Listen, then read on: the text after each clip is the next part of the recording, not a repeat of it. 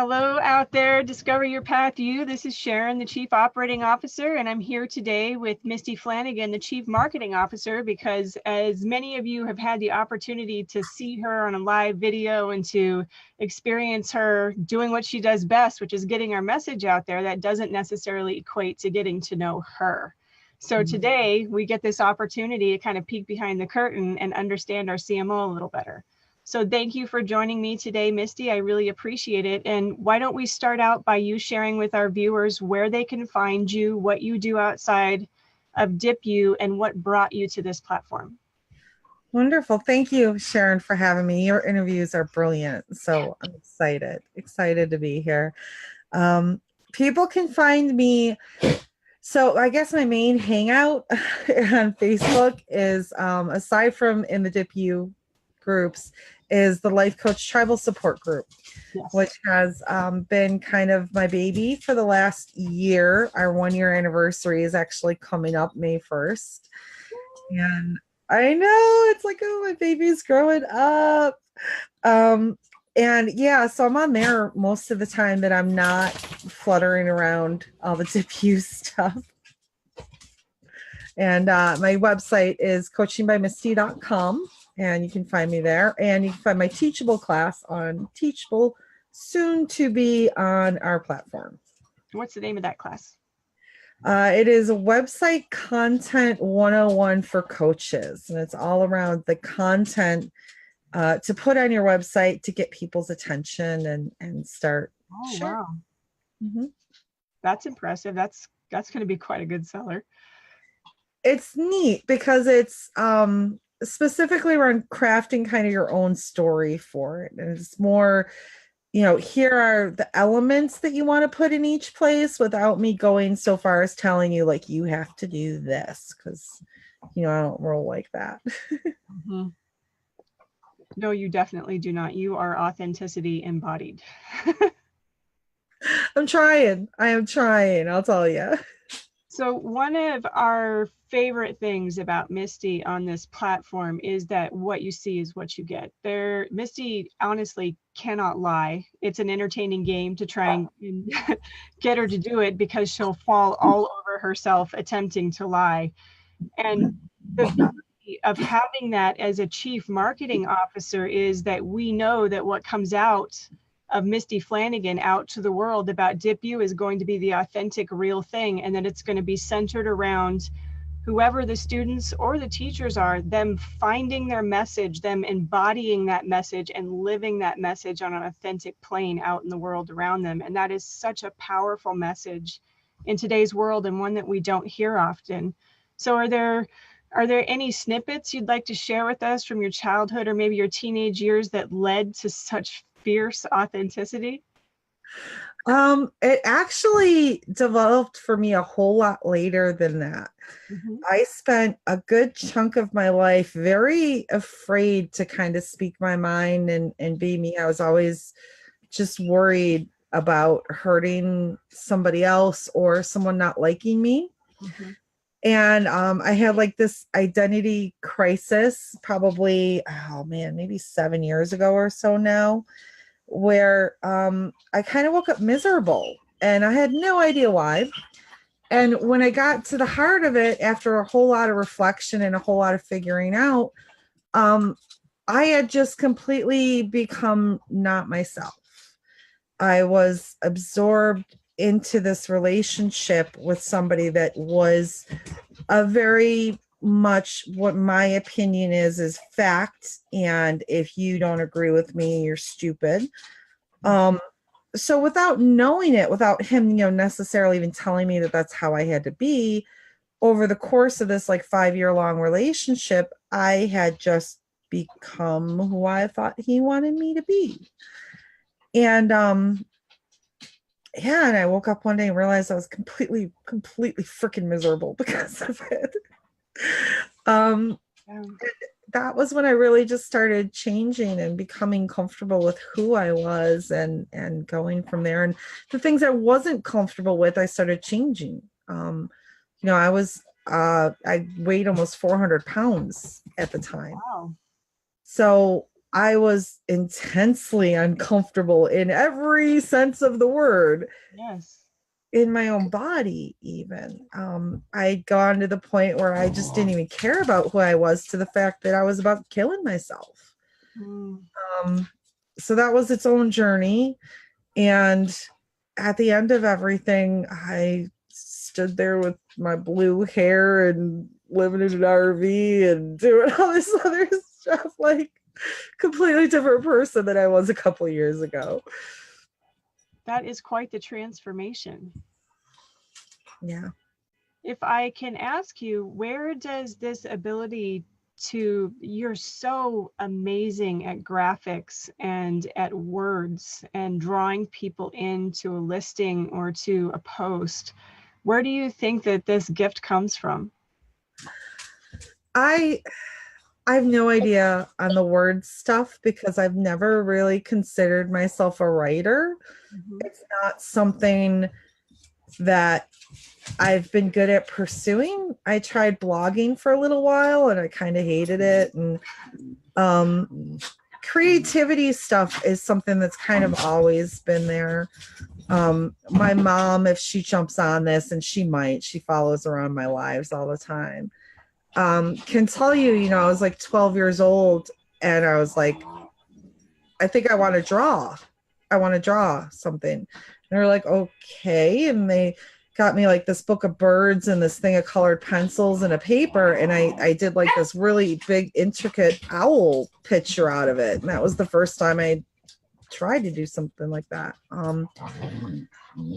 So yeah, I've always loved drawing and stuff. And I was one of those, like, I was a Pinterest addict when I was, fairly unhappy and trying to fill that. I used to crafty everything all the time. So just, I love creativity. It makes me happy. Yes, it makes me happy too. I love hearing your dogs in the background. For those of you that don't know, if we're lucky, everybody cross their fingers, we're going to see one of the dogs do a trust fall into Misty's lap during this interview, if we're lucky. So just Yeah. stick around for that. So when you and I first began discussing this concept of Discover Your Path You, we were both working on other projects and had identified ways that we felt that a more authentic, a more inclusive message could be put out into the world. And we began to discuss this without really anybody knowing what was going on. And that's eventually what led to this organization. What was it about this fierce authenticity in you that drove you to be willing to give countless hours, countless time, your own money, your authenticity, your branding, all of it to a platform that, if we're really honest, is about other people growing and changing rather than us? What was it that was so amazing about that idea to you that you were like, hell yeah, I'm in, let's do it? I, my core message is be you. And I couldn't be true to that and not want to do this. My nature is, I'm happiest if I can lift up others. I know I'm big on Facebook Lives and stuff like that. I'm not somebody that's big on a spotlight. I don't give a damn about it. I want to see other people thriving, and that's what makes me really authentically happy. And so personally, you know me, you've known me for a bit, and when we first started all of this, I was very much on the strictly kind of pragmatic end of the world, where I've got respect and y'all do your thing with the astrology and the cards and the other stuff. Knock yourself out. It's not my thing, but go for it. And I saw places where that maybe wasn't the case. And there's people that I know and I've seen that were hiding part of who they are because coaching is seen as a strictly pragmatic profession.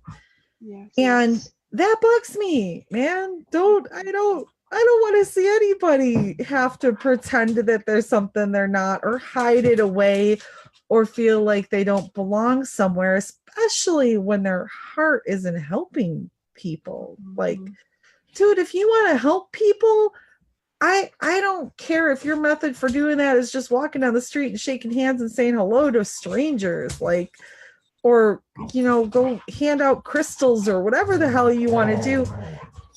We shouldn't have to agree on what we believe on any level to want to encourage and help each other help people.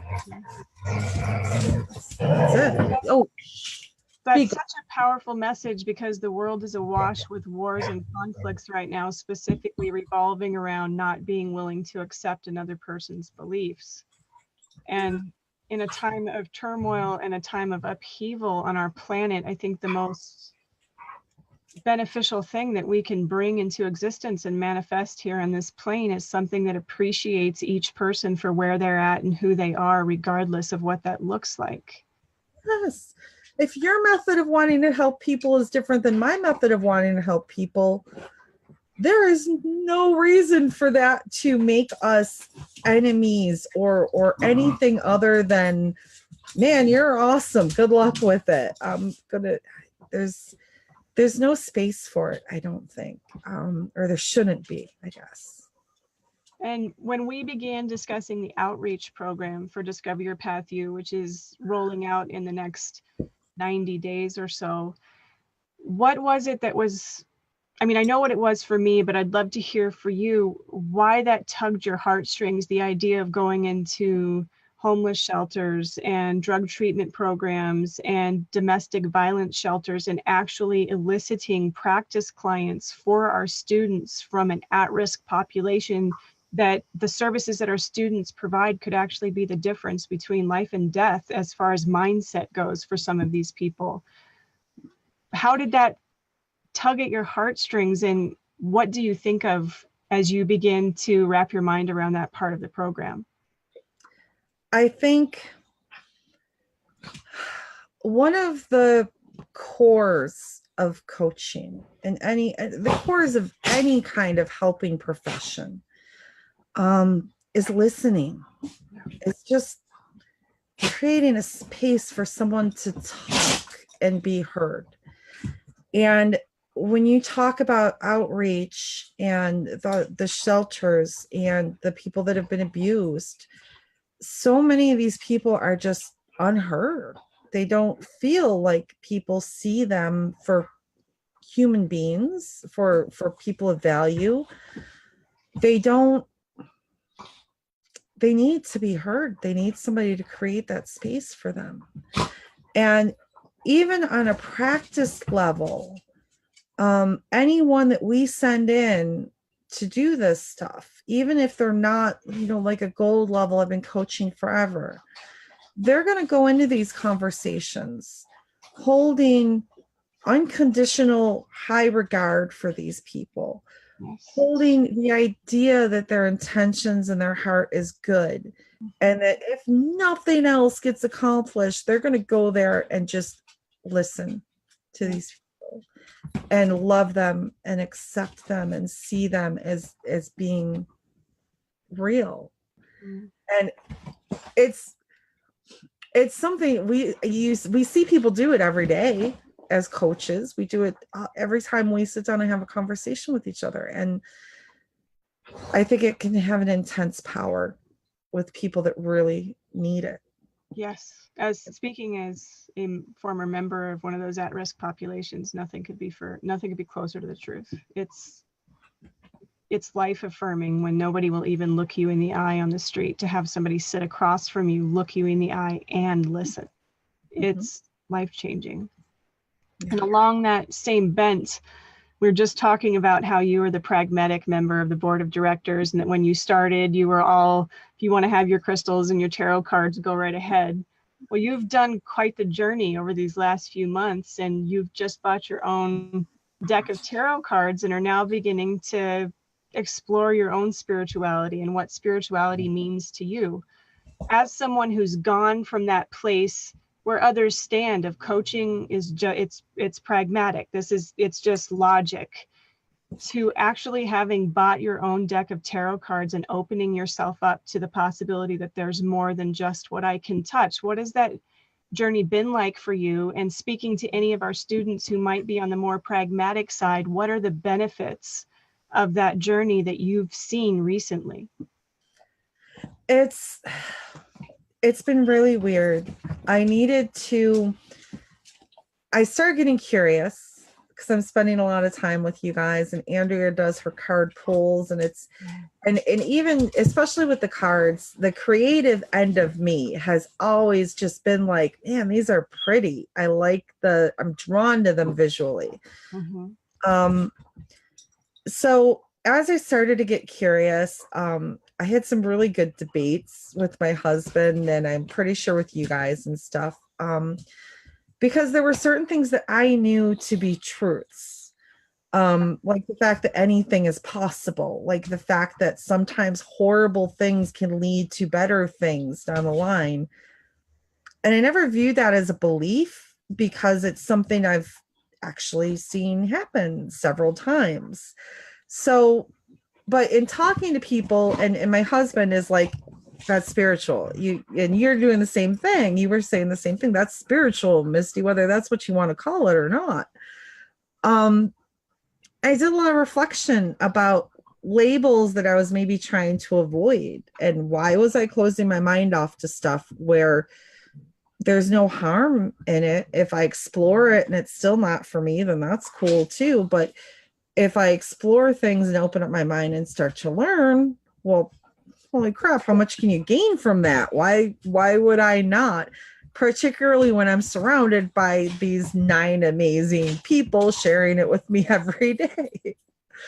So it's been rather eye-opening. You know, I've gotten to the point where, you know, saying that I know that sometimes horrible things can lead to amazing things, where I'm comfortable with, you know, that's just the way the universe is going. You know, it's got something going on, and I don't know all of it, but I'm going to just trust that whatever's going to happen is going to happen. And I know that it can end up wonderful. And so, yeah, it's just been opening up my mind to learning things and being okay with wanting to learn it, I guess. It's been amazing watching you on this journey and watching you realize that you're not as far from us as you thought you were. Not at all. You're a lot like my partner Kim in that she's not spiritual per se. She was raised by parents who didn't raise their children in church, but raised their children with the moral lessons of a religion. And as a result, the life that she leads, although not externally spiritual, is actually very spiritual in its depth. And that's one of the things that I actually loved about you, was watching you talk about pragmatism and just sitting there going like, girl, you spiritual. Girl, what you talking about, girl? You spiritual, girl. Yeah, it was weird. It was weird. I had really good debates with my husband where he's like, that's the same damn thing. You know that. So, you know, if there's anyone else that's in my position that has always just been like, well, I'm pragmatic, I'm logical, but you're curious, you know, take a look at, is it the label that you're rejecting? Is that it? You know, are you for some reason afraid or just uncomfortable with getting a label of being not pragmatic or being spiritual or something? Because I think that's what it really came down to. Once I was okay with, I'm like, Misty, you don't care about labels anyway. Why do you give a damn? And I'm like, oh yeah, no, I don't. All right, cool. I'm gonna go do this now. It opened up a universe, literally. Let's just take a moment for a second and reflect on the fact that 3 months ago, you and I were just meeting for the first couple of times, brain dumps on, not even on what we wanted it called, or just brain dumps on how we could provide compassionate care professionals a space of utter and fierce authenticity in which to learn and teach if they wanted to. And now here we are, a week away from the hard launch of that same platform, which was built in literally 2 months. I still to this day, Misty, how? I have no idea. I've been reading Mike Dooley, who is very much a law of attraction. Yeah. And he talks about setting an intention and then letting the universe act like GPS, basically, like just start driving and it's going to put you where you need to be. And he also talks about the difference between wake dreams and dreams, a sleep dream, where in a sleep dream, you tend to, like, you think of something in your dream and poof, it's there. And you don't remember how you got from one place to another or not. And it feels like that. It feels like I can remember sitting on Zoom with you for 2 hours, brain dumping and trying to remember every little thing that anyone we've ever talked to said they would want in a platform. And then we were like, here you go, universe, we want this now. And now it's here. The perfect 8 people show up. The sheer breadth and depth of the experience, the passion, and the gifts of our board of directors, the fact that we can disagree about things in board meetings and there's never any disrespect, there's never any backbiting, there's never any of this competitive nature. We are literally a fluid thing, and we don't infight. And the beauty of how it rolled out with such ease and grace that it can't be anything but flow.